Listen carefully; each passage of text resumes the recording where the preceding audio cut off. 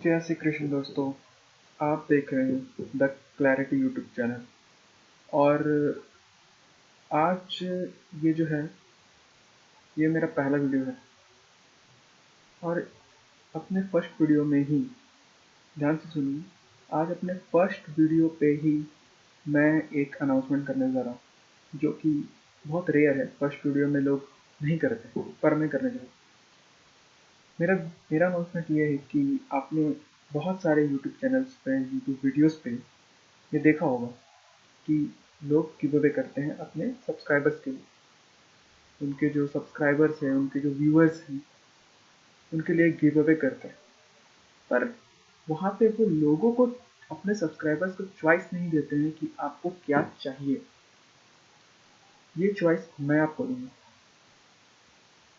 आपको बस comment section में ये लिखना है कि आपको क्या चाहिए और आपको वो क्यों चाहिए। उसका रीज़न भी लिखना है कि क्यों चाहिए। मैं रीज़न इसलिए बोल रहा हूँ कि आपका रीज़न जेन्युइन होना चाहिए, तभी तभी मज़ा आएगा। गिव अवे के दो कंडीशन है। पहला, तो आपको कमेंट करना है, आप कमेंट होना चाहिए, तभी आप एलिजिबल हो गिव अवे के लिए। दूसरा, आपको इस चैनल को सब्सक्राइब करना है। और जो सब्सक्राइबर्स का जो टारगेट है वो है 5,000। और ये जो 5,000 का टारगेट है, ये कभी भी, कोई ज़रूरी नहीं है कि मुझे 1 महीने के अंदर चाहिए या 10 दिन के अंदर चाहिए, ऐसा कुछ नहीं। आपको जब भी 5,000 सब्सक्राइबर्स मेरे कंप्लीट होंगे, मैं कमेंट सेक्शन में से एक रैंडम कमेंट सेलेक्ट करूँगा और उसने जो भी गिव अवे मांगा होगा वर्थ 5,000, मतलब 5,000 रुपये तक का जो गिव अवे मांगा हो उसने, वो मैं दूंगा। मतलब आपको प्रोडक्ट ही ऐसा ही मेंशन करना है नीचे, जिसका वर्थ 5,000 हो, क्योंकि मैंने टारगेट भी 5,000 रखा है। अब आगे गिव अवे करेंगे तो ज़्यादा टारगेट्स भी रखेंगे, पर अभी 5,000। और उस कमेंट को सिलेक्ट करके मैं गिव अवे करूँगा। ठीक है, तो ये अनाउंसमेंट तो कर दिया। अब हम आगे बढ़ते हैं। जो आज का टॉपिक है हमारा, जो चाइना की, इन महाशय की जो डेट ट्रैप डिप्लोमेसी चल रही है दुनिया भर में, जो दुनिया जितने चले ही हैं इंसान, उसको आज हम समझेंगे। ठीक है, तो सबसे पहली बात तो आज हम देखते हैं कि डेट ट्रैप डिप्लोमेसी जो है वो है क्या। ठीक है, जो ये जो डिप्लोमेसी है, ये सबसे पहले जो एक इंडियन जियो स्ट्रैटेजिस्ट ब्रह्मा चलने जी ने दिया था 2017 में। इन्होंने ये डेट ट्रैप डिप्लोमेसी के बारे में जो टर्म बताया था। और जो डेट ट्रैप डिप्लोमेसी है, ये एक्चुअली इसका डेफिनेशन क्या है। ये एक चीप लोन्स है जो ट्रांसफॉर्मेटिव इंफ्रास्ट्रक्चर प्रोजेक्ट्स में दिए जा रहे हैं।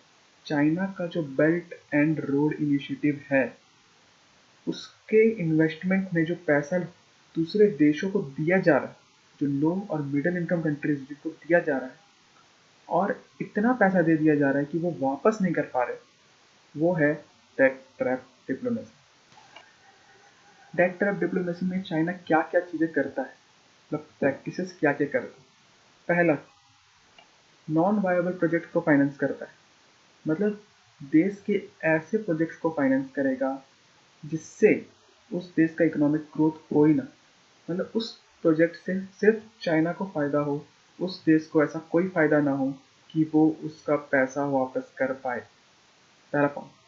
दूसरा पॉइंट, मिडिल और लो इनकम कंट्रीज को पैसा देता है जिनका डेट हिस्ट्री, मतलब पैसा रिटर्न करने का जो हिस्ट्री रहा है बहुत ख़राब रहा है।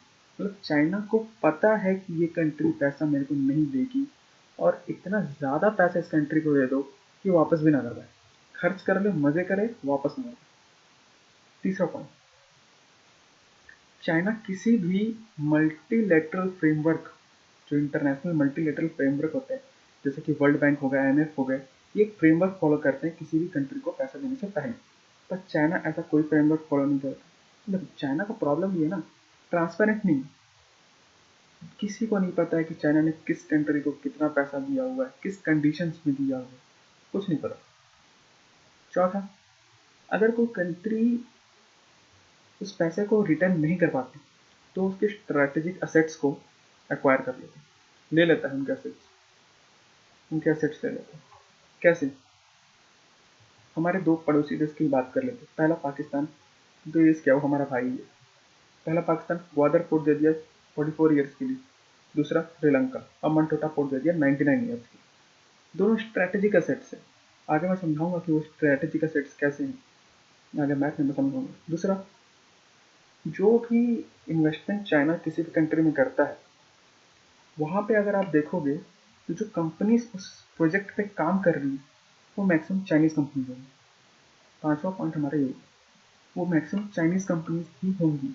मतलब चाइना जो वहाँ इन्वेस्ट कर रहा है उस कंट्री में, वो कंट्रीज वो पैसा ऑलमोस्ट चाइना में वापस ले आती है, क्योंकि वही कंपनीज काम कर रही है, उनके पास ही पैसा आना है इस प्रोजेक्ट का। सिक्स्थ पॉइंट जो है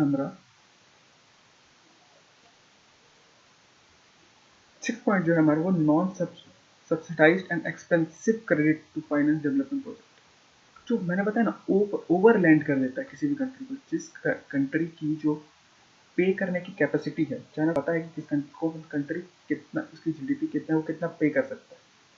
ठीक है, अगर हम बहुत जो आजकल इंटरनेशनली फेमस एग्जांपल चल रहा है, मोंटेनिग्रो, जिसने 65% अपनी जीडीपी का 65% चाइना से डेट ले रखा है।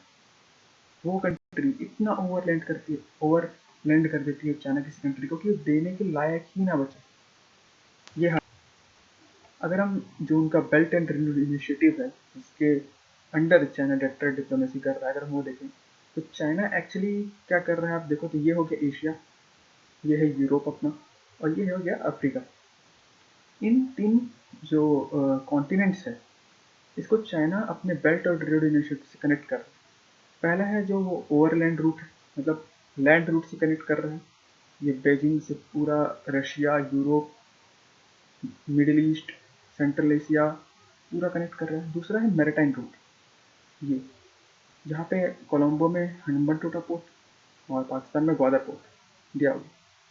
अब जो स्ट्रेटेजिक असेट्स चाइना एक्वायर करता है, अगर हम बात करें ग्वादर पोर्ट की और कोलंबो पोर्ट की, तो आप देख सकते हैं अगर चाइना ने इन दोनों पोर्ट में से किसी भी एक को, मैं दोनों की बात नहीं कर रहा, किसी एक को भी अगर अपना नेवल बेस बनाया तो इंडिया के लिए बहुत बड़ा स्ट्रेटेजिक लॉस होगा। क्योंकि आपको पता है कि यहाँ जो स्ट्रेट ऑफ मलक्का है, यहाँ पे उसको चाइना इंडियन ओशन में अपने नेवल डोमिनेंस की वजह से बहुत अच्छे से कंट्रोल करता है। चाइना का जो 90% इंटरनेशनल ट्रेड है वो स्ट्रेट ऑफ मलक्का से क्रॉस होता है। तो एक्चुअली चाइना का ट्रेड को, जब भी अगर वॉर होती है तो चाइना के ट्रेड को इंडिया यहाँ से कंट्रोल कर सकता है। पर अगर चाइना यहाँ या फिर यहाँ अपना नेवल बेस बना ले तो ये स्ट्रेटेजिक लॉस इंडिया को होगा ही। आगे हम देखते हैं चाइना ने आज तक क्या क्या एक्वायर किया है दूसरे देशों से। सबसे पहला तजाकिस्तान, उनका जो पमीर माउंटेन्स है बहुत ही ज़्यादा स्ट्रेटेजिकली लोकेटेड है। अगर आप मिडिल ईस्ट में देखो तो ये जो पमीर माउंटेन बहुत ज़्यादा स्ट्रेटेजिकली लोकेटेड है, चाइना ने उसको एक्वायर किया है। लाओस में जो उनका जो नेशनल पावर ग्रिड सिस्टम है, जो उनकी कंट्री को पावर सप्लाई करता है, उसको 25 साल के लिए चाइना ने कंट्रोल में ले लिया। 25 साल को चाइना ने अपने देश की कंपनियों को उसको लीज पे दिया हुआ है। मतलब उनका लाओस का जो नेशनल पावर ग्रिड सिस्टम है चाइना की कंपनियों में चला रही है। ये हाल है। श्रीलंका का हम्बनटोटा पोर्ट आपको भी मैंने बताया ही, और पाकिस्तान का ग्वादर पोर्ट। ग्वादर पोर्ट तो आप देखो तो चाइना पाकिस्तान इकोनॉमिक कॉरिडोर का ही हिस्सा है, पर चाइना ने 44 ईयर्स के लीज पे ले रखा है। दूसरा, रीजंस क्या है कि आज के टाइम में इंटरनेशनली सबको पता है कि चाइना डायरेक्टर डिप्लोमेसी कर रहा है, फिर भी कंट्रीज जो है उस ट्रैप में फंस रही है, जानते हुए भी कि चाइना फंसाना ही चाहता है। पहला, इन कंट्रीज को इंफ्रास्ट्रक्चर फंडिंग चाहिए ही चाहिए। उनके पास इतना पैसा नहीं होता है कि अपने इंफ्रास्ट्रक्चर पे खर्च कर पाएँ, अपनी इकोनॉमी को डेवलप कर पाएँ।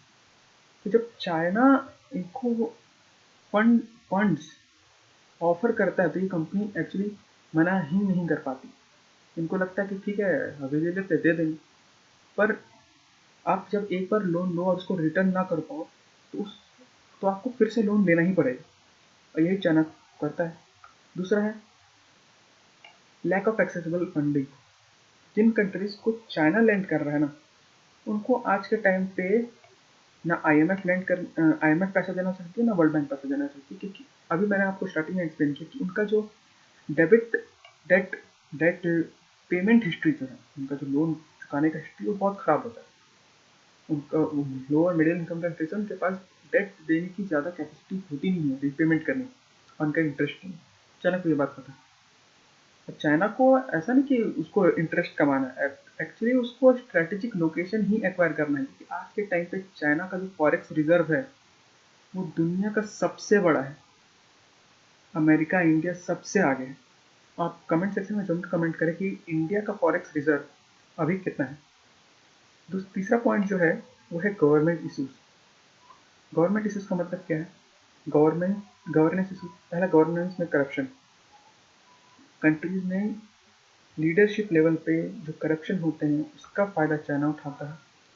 और बहुत सारे जो नेशनल लीडर्स होते हैं, जैसे पाकिस्तान के आमिर खान हो गए, श्रीलंका के गोटाबया राजपक्षे हो गए, नेपाल में थे KP ओली साहब, ये सब चाइना को बहुत फेवर करते हैं, क्योंकि कहीं ना कहीं इनके ऊपर चाइना का इन्फ्लुएंस रहा।